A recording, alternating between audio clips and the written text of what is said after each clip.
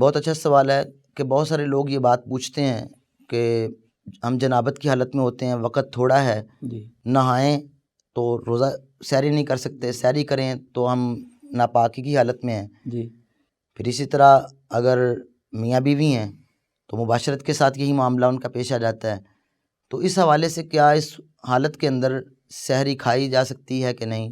جی تو اس میں سحری کھائی جا سکتی ہے۔ صحیح صحیح احادیث میں اس بات کا تذکرہ موجود ہے، اور اس بات سے شریعت اسلامیہ نے بالکل نہیں روکا کہ وہ سحری نہیں کھا سکتے اس موقع پر۔